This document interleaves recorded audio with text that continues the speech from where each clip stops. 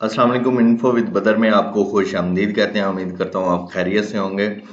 आज की मेरी वीडियो आपके लिए बड़ी अहम है क्योंकि ये पेपर का सलूशन है 8 मार्च, जो आज जितने भी मेरे दोस्त स्टूडेंट पेपर दे रहे हैं उनके लिए ये बड़ा हेल्पफुल होने वाला है। स्टार्ट करते हैं। मैं उम्मीद करता हूँ कि आपने सिनेरियो को बड़े अच्छे से रीड आउट किया होगा। वीडियो प्रोलॉन्ग ना हो, आपका टाइम वेस्ट ना हो, मैं डायरेक्ट क्वेश्चन पे आता हूँ। नंबर 1, जो टास्क 1 है उसके अगेंस्ट 12 मार्क्स हैं। 12 का मतलब ये है कि 1 मार्क्स के अगेंस्ट आपने 30 वर्ड लिखने हैं।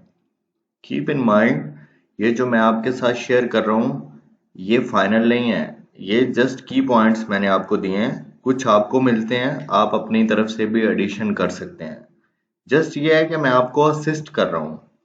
आपने ये एज इट इज नहीं लिखना, वरना आप मॉल प्रैक्टिस में आ जाएंगे और आप बैन भी हो सकते हैं। स्टार्ट करते हैं जी। What employer obligation are likely to have been contravened. बहुत इंपॉर्टेंट क्वेश्चन है। मैं अक्सर अपने स्टूडेंट को बताया करता हूँ कि ये आएगा और ये आ चुका है। अब इसमें रिकमेंडेशन 10 हमने देखनी है, जो कि ILO हमें कहता है। अब वो कहता है एम्प्लॉयर ऑब्लिगेशंस, कुछ जो एम्प्लॉयर होते हैं, जो टॉप मैनेजमेंट होती है, उसके फ्राइज होते हैं, उसकी जिम्मेदारियां होती हैं।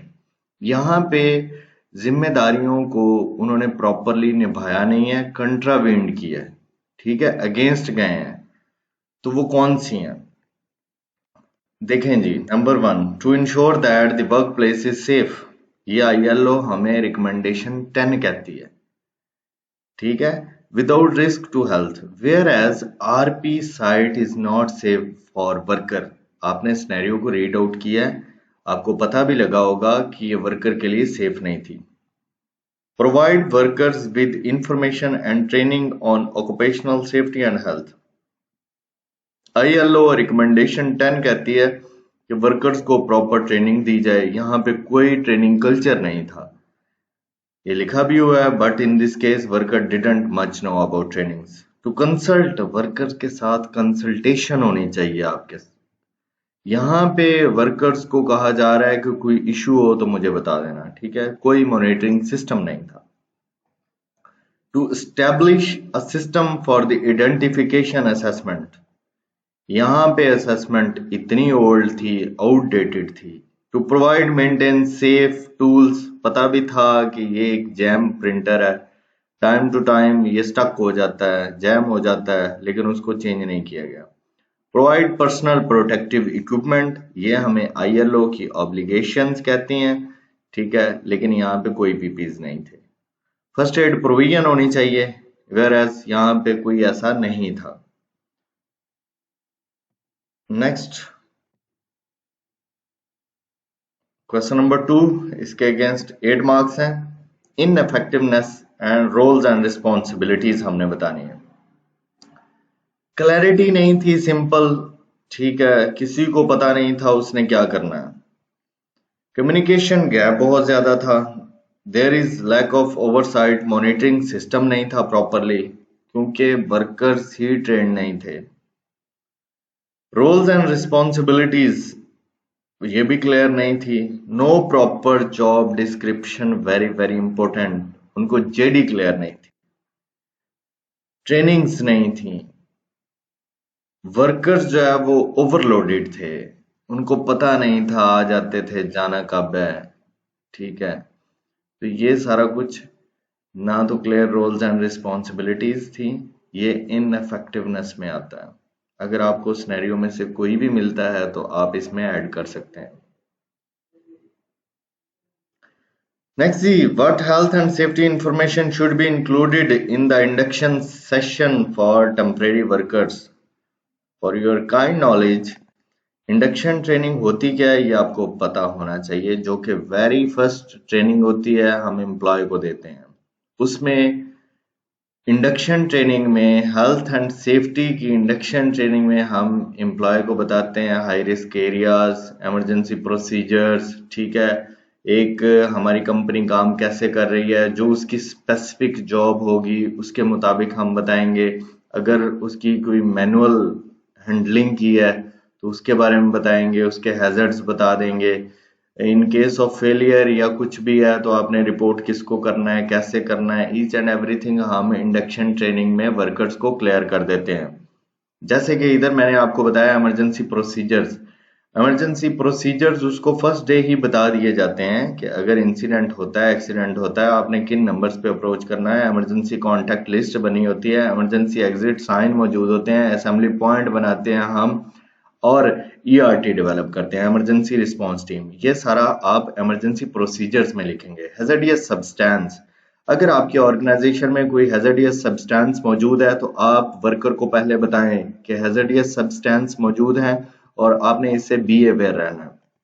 मैनुअल हैंडलिंग, अगर मैनुअल हैंडलिंग ज्यादा है, मशीनरी का यूज नहीं है, तो उनको प्रॉपर ट्रेनिंग दें। आपने वेट कैसे लिफ्ट करना है, कैसे उठाना है, कितना वेट होना चाहिए, ये सारा कुछ। वर्क स्टेशन सेटअप, ठीक है, सेटअप के बारे में बताएं, फैसिलिटी मैप शो करवाएं।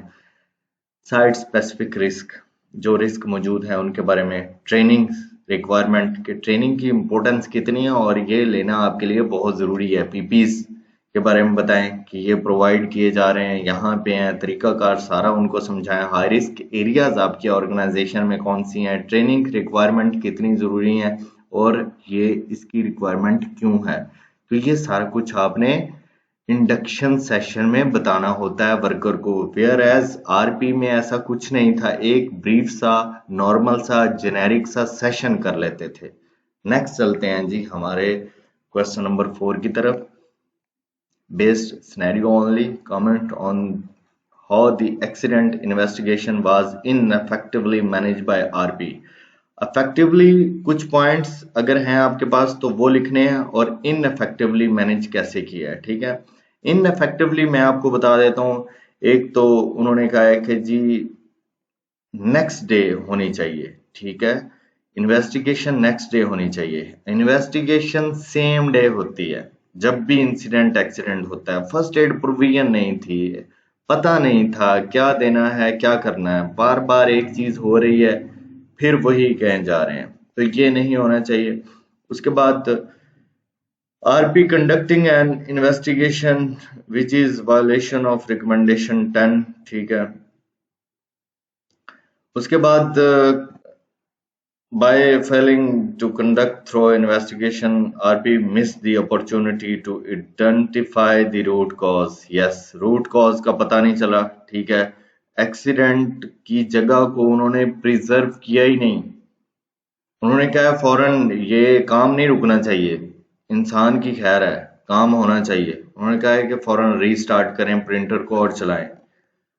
लैक ऑफ कम्युनिकेशन, ठीक है, कम्युनिकेशन गैप था, और ये सेफ्टी एडवाइजर की पोजीशन भी ब्लैंक रही है। नेक्स्ट जी, पॉजिटिव क्या था। पॉजिटिव पॉइंट बहुत कम थे इसमें, लेकिन फिर भी कुछ ना कुछ आपके पास भी होंगे, आप इसकी एडिशन कर सकते हैं। चलें, इन्वेस्टिगेशन उन्होंने कंडक्ट की, ठीक है। फिर आस्क देम असेसमेंट। असेसमेंट देखें, इन्वेस्टिगेशन हुई है तो पता चला है ना कि 2017 की है हमारे पास risk assessment.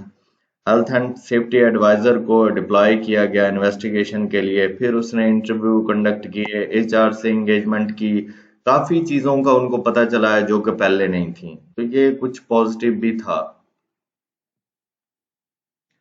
Next, the question number 4B. What administrative control measure could the employer put in place to help avoid repeat of the accident? ठीक है जी, आप कौन से एडमिनिस्ट्रेटिव कंट्रोल्स लगाएंगे जो हेल्प आउट करे, जो असिस्ट करे कि एक्सीडेंट दोबारा नहीं होना चाहिए, ठीक है, जो हो चुका है।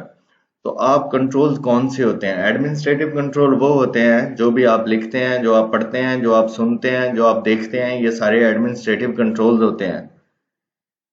जैसे कि इम्प्रूव ट्रेनिंग एंड सुपरविजन, अगर ट्रेनिंग होती, सुपरविजन होती तो इंसिडेंट ना होता। PTW system, permit to work system होना चाहिए, ये भी एक डॉक्यूमेंट होता है, ठीक है। Conduct regular safety inspections, PPs होने चाहिए थे, ठीक है, पीपीज के लिए भी कोई पॉलिसी, कोई SOPs होते, ठीक है।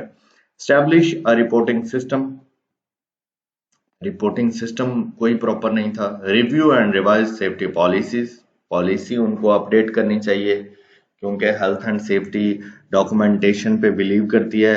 यहाँ पे कोई डॉक्यूमेंटेशन थी नहीं। एसओपीज होने चाहिए, establish a system for routine work place, ठीक है, इंस्पेक्शन होनी चाहिए, हैजर्ड असेसमेंट होनी चाहिए, हिराक होना चाहिए, establish system for reporting and investigation, establish clear lines of communication and reporting, updated risk assessment होनी चाहिए। तो ये सारे एडमिनिस्ट्रेटिव कंट्रोल्स हैं, आप अपनी तरफ से भी ऐड कर सकते हैं, ठीक है। मेरी ट्राई होती है, देखें मेरी अटमोस्ट ट्राई रही है, जब हम निबोश में थे तो हमें कोई ऐसे नहीं बताता था, हमें कोई कंटेंट नहीं मिलता था। ये आपकी गुड लक है कि आपको काफ़ी चीज़ें मिल जाती हैं। नेक्स्ट जी, क्वेश्चन नंबर 5 की तरफ चलते हैं। ये उसने कहा है कि सिनेरियो में रहते हुए आपने करना है, ठीक है। इसमें आपको बताया भी गया है, comment on the organisation approach to assessing health and safety risk. कैसे उनकी अप्रोच क्या थी? उनकी अप्रोच काम की थी जी, उनको रिस्क से नहीं था। एक्सीडेंट हुआ, उन्होंने फिर भी काम बंद नहीं किया, उन्होंने कहा है कि स्टार्ट होना चाहिए। इन्वेस्टिगेशन नेक्स्ट डे रख लेते हैं, इन्वेस्टिगेशन का खैर है। तो रिस्क को प्रॉपरली असेस नहीं किया जाता था, आउटडेटेड रिस्क असेसमेंट मौजूद हैं, 2019 की थी, पुअर मॉनिटरिंग सिस्टम है।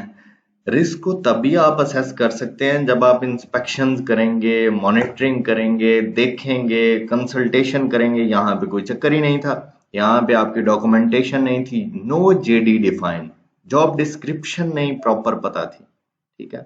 तो ये पॉइंट है आपके सामने है। टेम्परेरी वर्कर को भी नहीं बताया गया है कि आपने कैसे परफॉर्म करना है, किस तरह से करना है। फिर इसके बारे में suggest that RP not conducting through assessment of the safety risk associated with work carry out, ठीक है, काम करना है किस तरह से करना है, कोई प्रोसीजर नहीं है, कोई पीटीडब्ल्यू नहीं है। अगर असेसिंग रिस्क करते तो एक प्रॉपर एसओपीज बनाते, पॉलिसीज बनाते, उसके तहत चलते। पिछले जो रिस्क मौजूद थे, जो हमारे पास टूल्स थे, आपको पता भी है प्रिंटर जैम था, उसको आपने चेंज नहीं किया। तो ये सारी असेसिंग रिस्क जो है वो नेगेटिव अप्रोच थी। कुछ ये ऐड कर दिए हैं मैंने, कुछ आप और भी मजीद ऐड कर सकते हैं। नेक्स्ट जी, what individual human factors could have influenced the behavior of the young temporary worker injured while unjamming the printer।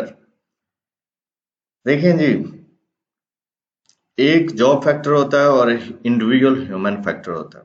Job factor ये होता है जो आपको कंडीशन जॉब पे मिली हो, ठीक है, आप काम कर रहे हो, आपका इसमें कोई फॉल्ट ना हो या आपका इसमें कोई पॉजिटिव ना हो, जो आपको कंडीशन मिलती है ये आपकी जॉब फैक्टर होता है। जो आप एक्ट कर रहे होते हैं that is individual human factor. जैसे कि यहाँ पे temporary worker injured young worker का पूछा गया है कि उसमें क्या इश्यूज थे, क्या ड्रॉबैक्स थे, क्या फ्लॉज थे। लैक ऑफ ट्रेनिंग थी, इनएक्सपीरियंस था, प्रेशर टू परफॉर्म वर्क था, कॉम्पिटेंसी का इशू था, लैक ऑफ सुपरविजन थी, ओवर कॉन्फिडेंस था, परसेप्शन ऑफ प्रेशर ओवरलोडेड था, टाइम का इशू था, जेडी प्रॉपर नहीं थी। तो बहुत सारे जहाँ पे उसको जो प्रिंटर था वो लार्ज एक मशीन थी जहाँ पे कॉम्पिटेंट वर्कर की जरूरत थी, और ये इसको लाया गया जिसको 1 वीक पहले इसकी ज्वाइनिंग थी और इसकी कोई ट्रेनिंग नहीं थी। तो ये सारा कुछ अगर यहाँ पे कॉम्पिटेंट वर्कर होता तो ये हादसा कभी ना होता। नेक्स्ट जी, what financial arguments could you use to convince the MD that health and safety needs to be improved? आप कैसे कन्विंस करेंगे, आप कैसे उसको सेटिस्फाइड करेंगे टॉप मैनेजमेंट को कि हेल्थ एंड सेफ्टी सिस्टम को इम्प्रूव होना चाहिए? आप उसको बता सकते हैं कि रिडक्शन इन इंश्योरेंस प्रीमियम, ठीक है, बार बार ये जो टाइम वेस्ट होता है, एक्सीडेंट हो रहे हैं, इसकी लाइक्लीहुड कम हो जाएगी अगर आप हेल्थ एंड सेफ्टी को इंश्योर करेंगे। आपके एब्सेंटिज्म रिड्यूस हो जाएंगे, स्टाफ का टर्नओवर कम हो जाएगा, सिकनेस रेट कम हो जाएगा, LTA कम होगा, लॉस्ट टाइम इंजरी। उसके बाद जो हायरिंग के लिए आपके बार बार एक्सपेंस लगते हैं, रेवेन्यू जनरेट होता है, टाइम वेस्ट होता है, ये सारा वेस्टेज ऑफ टाइम भी कम हो जाएगी। लीगल फाइन से आप बच सकते हैं, कंपनसेशन क्लेम की तरफ अगर कोई जाता है उससे आप बच सकते हैं। आपकी प्रोडक्टिविटी इंक्रीज होगी। जब आपकी वर्क प्लेस सेफ होगी तो लोग, आपका क्लाइंट, आपके वर्कर सेटिस्फाइड होंगे, तो उनका टारगेट आपकी तरफ होगा, उनकी अट्रैक्शन आपकी तरफ होगी। इम्प्रूव्ड रेपुटेशन, ठीक है, आपकी रेप्यूट बेहतर हो जाती है जब लोगों को पता चलता है कि यहाँ पे ये रिस्क फ्री इन्वायरमेंट है, इन्होंने हाउसकीपिंग बहुत अच्छी रखी हुई है, ये अपने वर्कर का ख्याल रखते हैं, इनकी मोरल अप्रोच है, ठीक है। तो बहुत सारे फैक्टर्स हैं जो कि हेल्थ एंड सेफ्टी में आते हैं, जिससे आपकी रेपुटेशन इम्प्रूव होती है। Overall, investing in health and safety can result in significant financial benefits for the organization and is a wise business decision. इसमें मैं आपको एक एग्जांपल दूंगा बिन लादेन की। एक इंसिडेंट से कंपनी बंद हो गई, ठीक है। अगर वहां पे वर्कर्स को प्रॉपर ट्रेनिंग होती, वर्क एट हाइट पे काम हो रहा था, उन्होंने ग्राउंड क्लियर नहीं किया, तो सेफ्टी को जब आप ब्रीच करते हैं, इग्नोर करते हैं, तो रिजल्ट्स कैटास्ट्रॉफिक होते हैं। समटाइम्स कंपनीज बंद हो जाती हैं इससे। तो हेल्थ एंड सेफ्टी बहुत वेरी वेरी इंपॉर्टेंट है। ये जी टास्क थे 7, मैंने ट्राई किया है कि बेहतर से बेहतर करूं। ड्यू टू टाइम कंस्ट्रेंट्स कुछ पॉइंट्स रह गए हैं, वीडियो भी काफ़ी लॉन्ग हो जाती है। अगर कुछ रह गए हैं, कोई कमी पेशी है, तो आप कमेंट सेक्शन में ज़रूर बता सकते हैं। नेक्स्ट हम इसको इम्प्रूव करेंगे। थैंक यू वेरी मच, अपना ख्याल रखिएगा। अल्लाह हाफिज़।